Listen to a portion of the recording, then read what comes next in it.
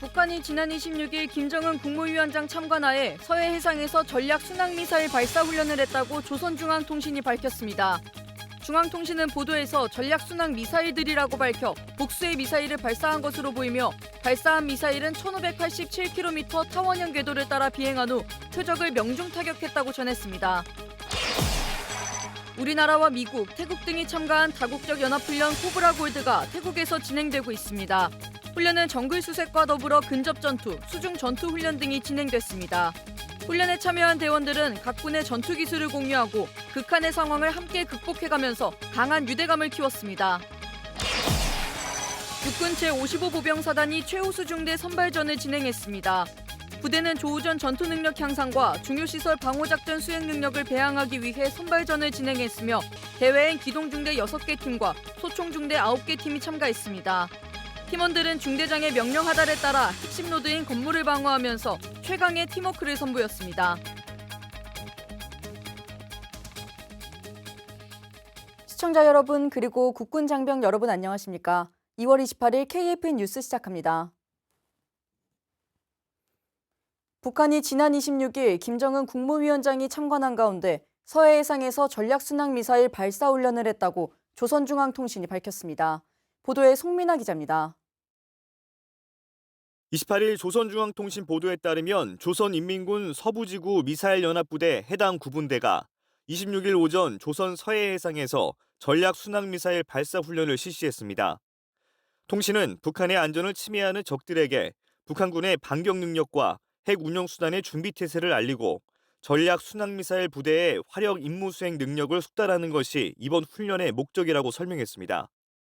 이번에 발사된 미사일은 각각 7,961초와 7,973초 동안 1,587km의 타원형 궤도를 따라 비행한 후 표적을 명중 타격했다고 통신은 전했습니다. 공개된 사진을 보면 미사일은 수면 가까이 낮게 비행한 후 낮은 언덕 위 저층 건물을 타격해 폭파한 것으로 보입니다. 김정은은 발사 훈련 결과에 만족을 표하면서 핵 억제력의 신뢰성과 운용성을 지속적으로 시험하고 그 위력을 과시하는 것 그 자체가 전쟁 억제력의 책임적인 행사라고 평가했습니다. 이와 관련해 우리 군은 지난 26일 북한의 순항미사일 발사 징후를 사전에 인지해 대비하고 있었다고 28일 밝혔습니다. 합참은 26일 8시쯤 북한이 서해상으로 순항미사일 수발을 발사한 것을 추적 감시했고 세부 재원은 한미정보당국이 정밀 분석하고 있다고 설명했습니다. 그러면서 우리 군은 현 안보 상황에서 북한이 오판하지 않도록 굳건한 한미연합방위 태세 아래 북한의 다양한 동향에 대해 예의주시하면서 어떠한 도발에도 압도적으로 대응할 수 있는 능력과 태세를 유지하고 있다고 강조했습니다. KFN 뉴스 송민아입니다.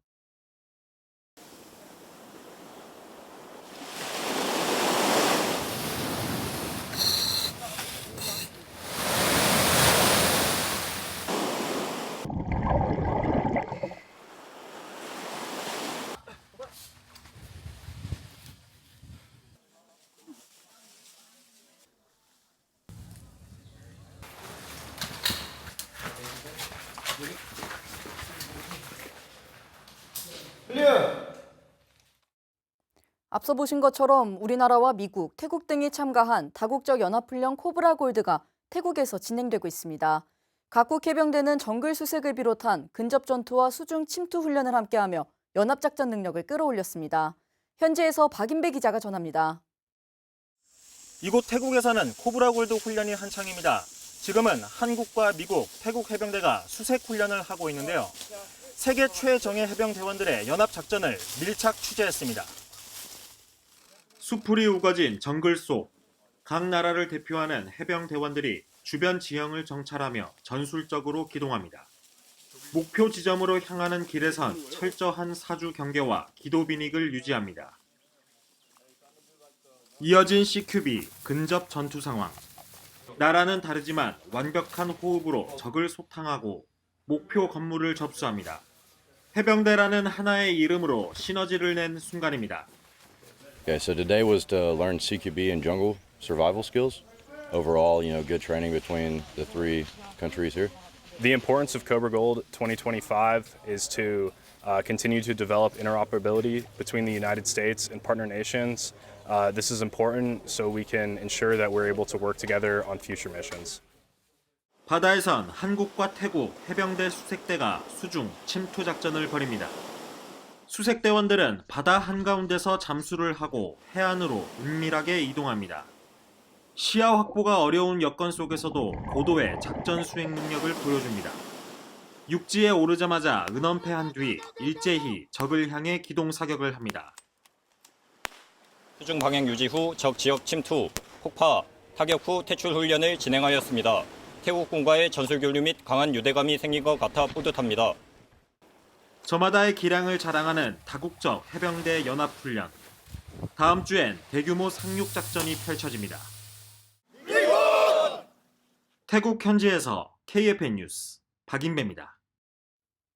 해병대가 지난 10일부터 3주 동안 포항 일대에서 실전적인 공정작전 임무 수행 능력을 배양하기 위해 올해 첫 공수기본교육을 진행했습니다. 이채원 기자입니다. 강화구역 상공에 도착한 마리논에서 교관의 구령에 따라 낙하산을 맨 장병들이 힘차게 몸을 던집니다.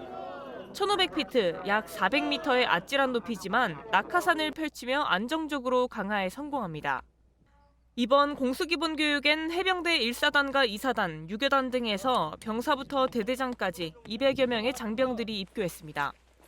이들은 체력 검정을 시작으로 지난 2주간 지상훈련과 모형탑 훈련, 시뮬레이터 훈련을 체계적으로 실시하며 훈련에 박차를 가했으며 24일부터는 실강화에 돌입했습니다.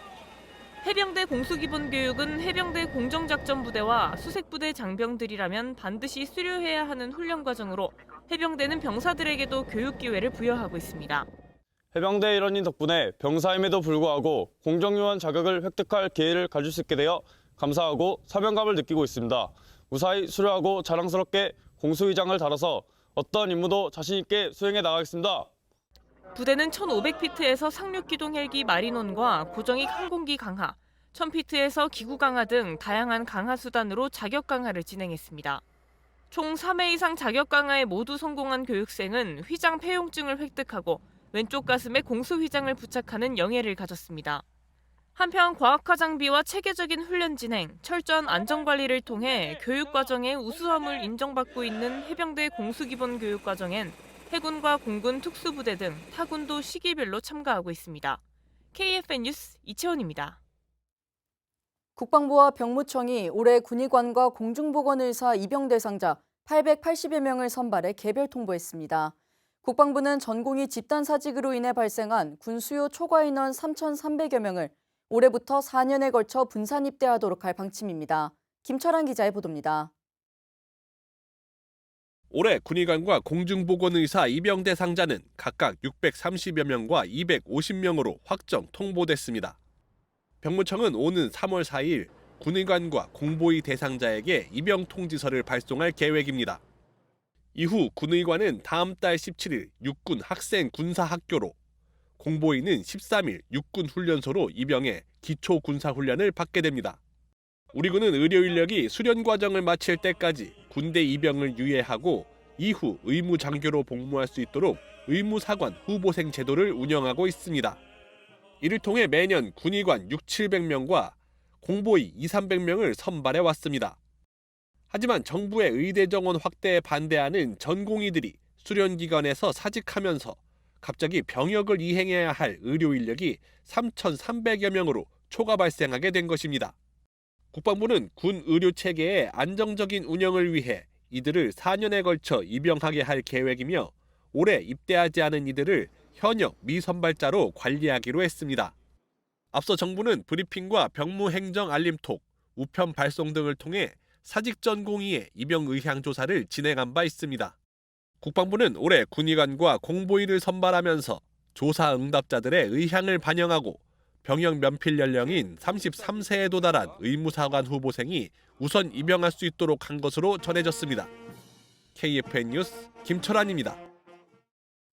전국 각지에서 진행된 혹한기 훈련이 어느덧 막바지에 다다른 가운데 포천에서는 육군 5군수 지원여단이 전시전방 유료보급 훈련을 실시했습니다.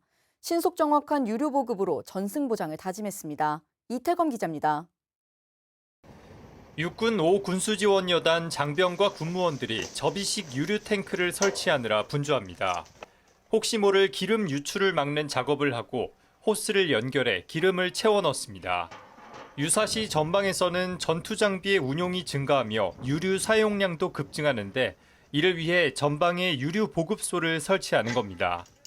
특히 부대는 5만 갤런과 1만 갤런 용량의 접이식 유류 탱크를 설치하고 산업동원 절차를 통해 유류를 보충했으며 총 2만 4천 리터의 혹한기 경유를 포병과 공병, 항공대대에 재보급했습니다. 이 접이식 유류 탱크는 용량이 5만 갤런으로 드럼통 900여 개를 채울 수 있는 양입니다. 기존 드럼통보다 부피도 작고 더 가볍기 때문에 신속한 전방의 유류 보급이 가능합니다. 유류 수입과 색출 준비, 추진 보급과 보급소 분배도 이뤄졌으며 모든 절차를 현역 장병과 군무원이 함께 숙달해 전시 완벽한 유류 보급 능력을 갖출 수 있었습니다. 최근 우크라이나 전쟁을 통해 전시 군수 지원의 중요성이 더욱 부각되고 있습니다. 완벽한 군수 지원만이 전투 승리를 보장한다는 것을 전 장병과 군무원들이 공감한 가운데 실전적 훈련을 지속하겠습니다. 유사시 다양한 군수 지원 소요가 발생하지만 무엇보다 전투 장비를 움직이게 하는 유류 보급이 가장 중요하다고 생각합니다. 군단의 전투력이 100% 발휘될 수 있도록 중대 모든 인원들과 함께 맡은 바 임무에 최선을 다하겠습니다. 부대는 혹한기 훈련의 하나로 진행된 훈련을 통해 군단의 전투력 유지와 승전을 보장하는 완벽한 군수 지원 태세를 확립했습니다. 완벽 지원! KFN 뉴스 이태검입니다. 육군 제55보병사단이 최우수 중대 선발전을 진행했습니다. 대한군의 침투를 차단하고 중요 시설을 방어하기 위해 그동안 갈고 닦은 최강 팀워크를 선보였다고 하는데요. 생동감 넘치는 현장에 제가 직접 다녀왔습니다. 당당 일대 적 4명 발견. 당당 일대로 이동할 것. 이상. 기타대 영호, 기타대 경당일대로 출동. 대한군의 정보를 입수한 중대원들이 건물을 방어하기 위해 출동합니다. 숨어있던 대한군이 갑작스러운 공격을 가해오는 일촉즉발의 상황이지만 중대원 그 누구도 당황하지 않고 빠르게 대응 사격을 이어갑니다. 55보병사단이 지난 25일부터 3일에 걸쳐 진행하고 있는 최우수 중대 선발전 현장입니다. 부대는 조우전 전투능력 향상과 중요시설 방어작전 수행 능력을 배양하기 위해 반기 단위로 선발전을 개최해왔습니다. 부대는 매년 복잡해지고 치열해지는 최우수 중대 선발전을 더욱 공정하게 평가하기 위해 간부와 용사 편성 비율을 통제하고 부대별 편제에 맞춰 평가 기준을 선정했습니다. 이번 선발간 중점으로 둔 사항은 대한군의 침투를 차단하고 중요시설, 핵심 노드 방어에 중점을 둔 선발을 실시하였고 특히 상황이 발생하여 적이 침투하였을 때 병력을 어떻게 운용하고 효과적으로 배비하는지 중대장의 전술 운용 능력을 같이 평가하였습니다. 부대는 중대급 제대의 전술 운용 능력을 발전시키기 위해 지난해부터 도시지역과 산악지역 작전, 중요시설 방어작전 등 다양한 과제로 평가를 진행해왔습니다. 이번 훈련에선 사단 군사경찰 특임대가 대한군으로 운용됐으며 익숙하지 않은 장소에서 다양한 침투로로 기동할 수 있도록 실전과 같은 작전 환경을 조성했습니다. 이곳은 경찰대학교로 사용되던 부지입니다. 부대는 이처럼 실제 건물들을 훈련에 활용하면서 장병들의 실전 전투 감각을 높였습니다. 선발전에 참가한 중대원들은 예측이 어려운 시가전에 대비하기 위해 지형정찰과 작전 지역 내 중요 시설에서 예행 연습을 거치며 통합된 전투 운용 능력과 팀워크를 향상했습니다. 치열한 방어전 끝에 기동중대에선 쌍마여단 기동중대가, 소총중대에선 산성여단 남양주대대 5중대가 최우수 중대의 영예를 안았습니다. 익숙하지 않은 환경에서 평가를 실시하는 것이 처음에는 어려웠지만 다양한 환경에서 그리고 다양한 상황 하에 훈련을 실시하였고 중대원 모두가 피땀 흘린 결과 승리라는 값진 결과를 얻을 수 있었습니다. 부대는 이와 같은 활동을 통해 적의 다양한 도발에 즉각 대응할 수 있는 완벽한 군사 대비 태세를 확립해 나갈 계획입니다. 55사단 KFN 뉴스 차성입니다. 육군사관학교가 81기 졸업 및 임관식을 거행했습니다. 오직 국가와 국민만을 바라보며 충성할 것을 다짐한 신임 장교들의 탄생 현장을 백재훈 기자가 다녀왔습니다. 화랑대에서의 4년의 수련을 마친 신임 장교들이 부모님 앞에서 늠름히 선서합니다. 육군사관학교 81기 졸업 및 임관식이 졸업생 가족과 군 고위 관계자, 외국 무관단을 비롯한 내외 귀빈 2천여 명이 참석한 가운데 진행됐습니다. 행사를 주관한 김선호 국방부 장관 직무대행은 축사를 통해 앞으로 야전 생활을 해나갈 신임 장교들을 격려하고 오직 적만 바라보는 군인이 될 것을 당부했습니다. 헌법적 사명에 근거한 올바른 충성과 용기, 책임이 내재된 전사가 되었을 때 부하로부터 진정으로 존경받고 국민들로부터 신뢰와 사랑을 받는 리더가 될 수 있다는 것을 반드시 기억하기 바랍니다. 오늘 임관한 81기 신임 장교들은 지난 4년 동안 지인용의 교훈 아래 정예 장교가 되기 위한 자질과 역량을 함양했습니다. 대통령상을 수상한 김동일 소위를 비롯해 외국군 수탁생도 8명을 포함한 231명이 졸업과 임관의 영예를 안았습니다. 대표로 상을 받게 된 만큼 앞으로도 열심히 해서 저희 81기의 얼굴을 빛내도록 노력하겠습니다. 믿고 의지할 수 있는 존재가 되어주셔서 감사하고 또 제가 어떤 선택을 하든 지지해 주셔서 정말 감사합니다. 사랑합니다. 자리를 빛낸 가족들은 자녀들의 계급장을 직접 달아주며 5만 촉광의 소위 계급장을 더욱 밝게 빛냈습니다. 졸업은 새로운 출발이라고 하잖아요. 새로운 출발을 더 힘차게, 더 건강하게 열심히 잘했으면 좋겠습니다. 81기 신임 장교들은 정들었던 화랑대를 떠나 병과별 교육을 거친 뒤 오는 6월부터 야전부대에서 근무를 시작하게 됩니다. 서로 화합하며 미래를 이끌어갈 우리 군의 푸른 싹이 되자는 의지를 담은 동기의 명칭 화유를 가슴 깊이 새기고 야전에서 다시 만날 그날을 기약했습니다. 가슴엔 조국을 품고 두 눈은 세계로 뻗어나갈 81기 신임 장교들의 힘찬 시작은 바로 지금부터입니다. KFN 뉴스 백재용입니다. 77기 공군사관생도 입학식이 공군사관학교 성모연병장에서 거행됐습니다. 오늘 입학한 227명은 지난 1월부터 약 4주간 진행된 성무기초훈련을 성공적으로 수료하고 정예 공군사관생도로 거듭났습니다. 차준선 공군사관학교장은 입학식에서 77기 생도들이 미래전장을 주도할 군사 전문가, 국가와 사회에 헌신하는 리더, 글로벌 인재로 성장할 것을 기원했습니다. 또 이번 행사에서는 77기의 10년 선배인 67기 대표가 후배들에게 입학 선물을 전달하는 특별 순서가 마련돼 눈길을 끌었습니다. 또 공군 특수비행팀 블랙이글스 축하 비행과 함께 F-35A와 F-15K, FA-50 등 우리 공군 첨단 최강 전력의 공중 분열로 신입생도들의 새 출발을 응원했습니다. 77기 입학식은 KFN 유튜브 채널과 페이스북 페이지 등을 통해 생중계됐으며 행사 후에도 관련 영상을 시청할 수 있습니다. 아시아 최대 드론 전시회 2025 드론쇼 코리아가 부산 해운대구 백스코에서 개최되고 있습니다. 국방부는 과학기술 강군으로 도약하는 현재와 미래 국방 모습을 알리고 있는데요. 현장을 김효진 기자가 전합니다. 올해 10주년을 맞은 드론쇼 코리아는 행사명을 DSK로 리뉴얼하고 드론에 대한 모든 것, 드론의 무한한 확장이라는 주제 아래 15개국 306개 업체와 역대 최대 규모로 진행 중입니다. 이 중 남녀노소, 국적을 불문하고 관람객의 발길이 끊이지 않는 곳이 있는데 바로 우리 군의 홍보 부스입니다.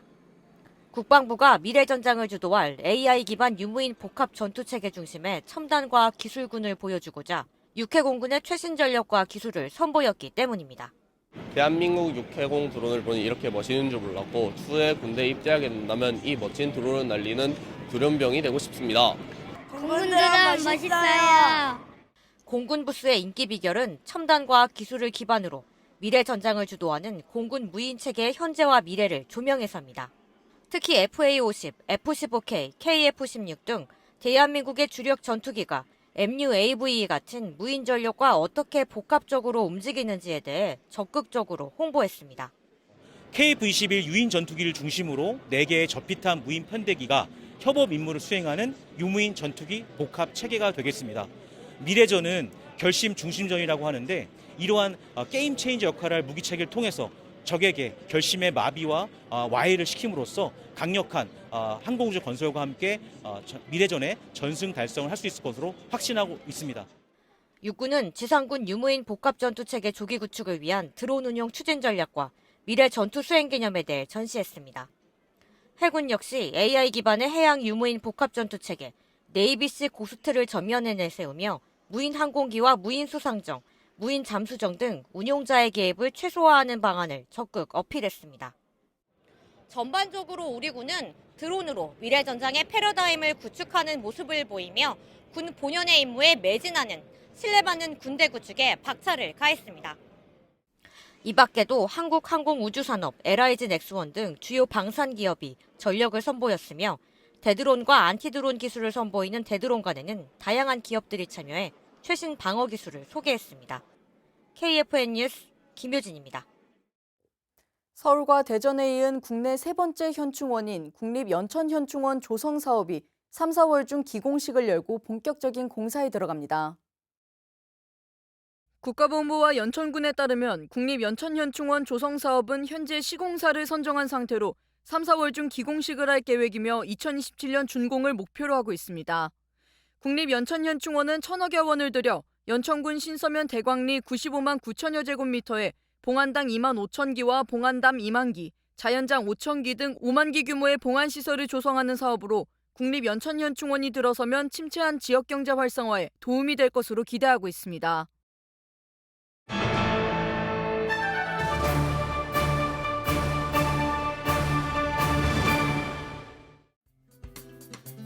우리가 알아야 할 군사 365. 먼저 2월 20일로 가보겠습니다.